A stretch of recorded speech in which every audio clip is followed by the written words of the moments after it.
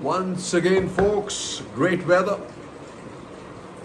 Ah, and I just want to bring out to you, while Karnataka is grabbing everybody's eyeballs, and I see the media basically projecting that BJP is going to do it again, that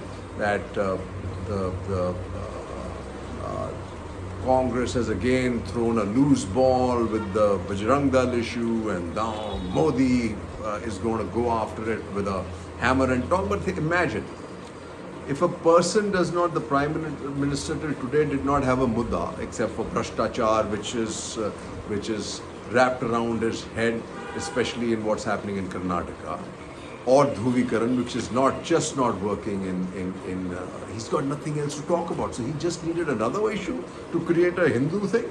Well, but here's the deal, right? What I want you to get is a feel of what's been happening, which is not being played out in the media at all. And understand the import of this going into the 2024 elections. So therefore, I just understand this is something that will give you a feel of this all right. Last year, the previous election, there were 4 states, critical states, right? Forget the general Hindi belt and all that. There were Maharashtra, West Bengal, Karnataka, and Bihar. Why do I say that? Because imagine this, Maharashtra has 48 seats. West Bengal has 42 seats. Karnataka has 28 seats. And Bihar has 40 seats. When you put these together, it's what, 40, 28, 68, 70, 110, 168 seats. And guess what the BJP got, right? 41 in Maharashtra, 18 in West Bengal, making it 59. 26 in Karnataka, 59, 60, 70, 85, and 39 in Bihar.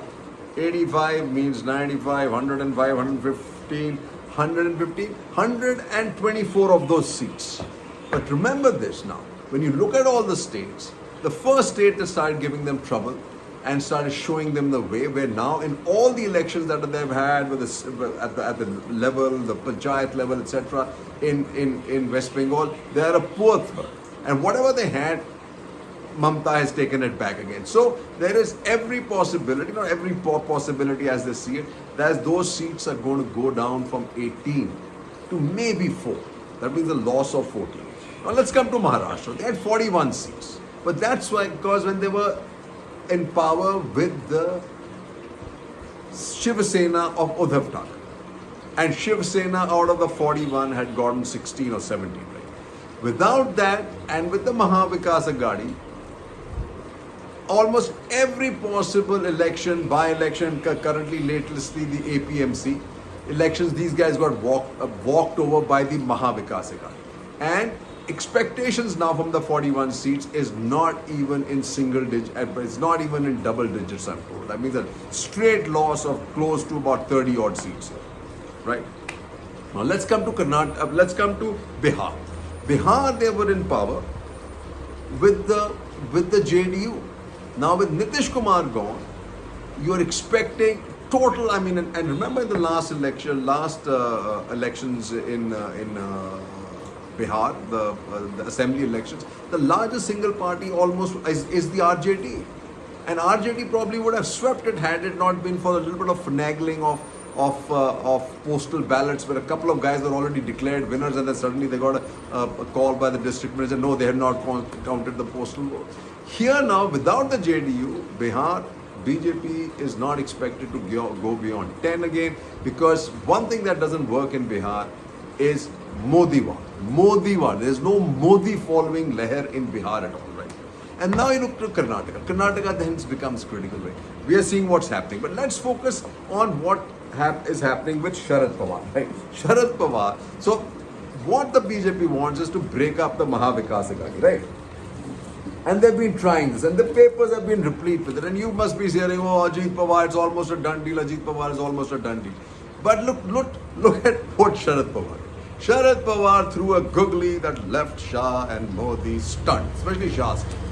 When he threw in that googly of retirement, He did two things. He sent a message to the BJP because what happened yesterday was just everybody crying except for two people, Praful Patel and Ajit Pawar, who got also Ajit, especially this corrupt Praful Patel, he too got totally shell shocked because they got a lot of pressure, ED and CBI pressure on both of them, and they were, and with the kind of outpouring of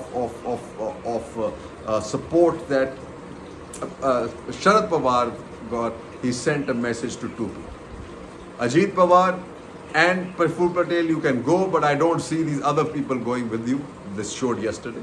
And he sent a person to BJP that, okay, you might do another Shinde, but then you'll get a Shinde like empty can. The Shinde is like empty can. And this whole thing is all about, and if you guys have not followed, is the possibility of this government getting declared illegal. And Shah is in really panic mode, right? So let's see, right? NCP Chief Pawar quits, then rethinks decision. Like I said, this is something he's done over and over again, right? Pawar kills many birds with one stone yet again. That really, folks, is the truth. He's killed the BJP's attempt to break this up. He's killed Pawar, poor Ajit Pawar, who's left shell-shocked. Speculation rife over Sharad's successor, whoever it may be. It's going to be controlled by Sharad Pawar, a well-planned decision keeping family in the loop. A lot of people say that just because this was given out in PDF in English meant it had already been decided earlier. Ajit Pawar emerges as a man in charge, asks workers not to get emotional, but he's stuck, right? Because the workers have said, man, we are Sharad Pawar. Rawat likens this Pawar decision to Bala Saheb resignation. If you remember, Bala Saheb did the same thing to bring Raj Thackeray online and install Uddhav Thackeray, right? This is what it truly is. Tears, pleas and agitation, NCP Netas turn emotional, and that was the end of story for Shah and Ajit Pawar. Ajit stands apart as only NCP Neta backing uncle's quit plan. What do you expect? Uddhav lacked political acumen, failed to quell revolt, says Pawar. And he said this in the book. And basically, even in the book, in my opinion, he's brought it out only suggesting to everybody, I know how to quell the revolt, what I needed to do, right? And then you have this brilliance in Karnataka. I can see the steam running out of these two old guys, Shah and who's anyway unfit, and Modi, all back to beaten track, and suddenly, oh, Bajrangi, and Bajrang, right? Because Congress, okay, it was a loose ball, but I think there's a bigger plan to it. They're not that stupid having gotten ahead. And the palatwar that their speaker he did here was unbelievable. He compared Bajrangi and Bajrang. There really is no comparison. Bajrangi is Hanuman. You can't compare Hanuman to Bajrang Dal. So that means all of us who pray to Hanuman, or who is our God, we equate ourselves to Bajrang Dal. No way, Jose. Bajrang Dal is not underlined Hanuman. After locking Ram, Congress now locking Bajrang Bali, says PM. Just clean his head up a little bit, because the people who unlocked Ram was Rajiv Gandhi, folks. PFI like ban on Bajrang Dal and Congress's manifesto? Yes, for sure. After Lord Ram, Congress wants to lock up Hanuman, says devotee. He's got to be the saddest thing. This is all he's got to talk about, right? And then when you say this, then you know that you really can't explain things to these guys, right? Misrepresentation of facts, government on US religious freedom report. But how can you convince them when you have what is happening here, right? Bajrang Dal and Bajrangi. Congress has history of appeasing terrorist. PM launches attack, right? Sida Ramaiya led government was most corrupt in entire country, says Shah. Like, this is the really funny one. The most corrupt government now stated. 40% Sarkar. Right? So much so that good old Narendra Modi had to go back to 80%. I don't know where he got that figure from, but now people are speculating that Rajiv Gandhi, way back when, had said that at his time only 15 paisa went down to the bottom, and he's saying that the Sarkars were 85% correct, right? And this is what's going to sing, right? BJP running a stolen government in Karnataka, says Rahul, right? And this is what really makes sad, and hopefully the Supreme Court will move this, suo move this case, all Rahul Gandhi's case, to the center, just like they've done to with that of what's his name, Yadav, Tejasvi Yadav. But what I want you to understand is this: NDTV, get this, NDTV, a company now controlled by Adani, did a survey. First, they asked the people of Bangalore, which is the most corrupt government? Okay, guess what you got? BJP said, they said 59% BJP. Congress said, they said 35% said Congress, and 3% said JD.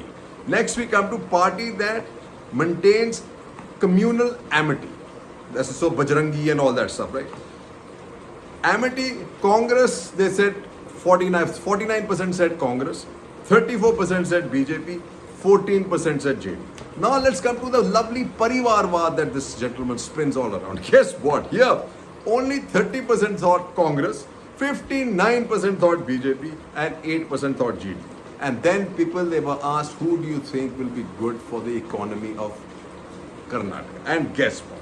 Here too, 47% people said Congress, 37 people said BJP, and only 14% said JD. So here's the deal, folks. This, and along with the other surveys that have happened, so far shows that this is a churn that is suggesting that Bajrang Bali isn't going to do anything, Hindutva is not going to do much, Modi himself is not going to do much in Karnataka.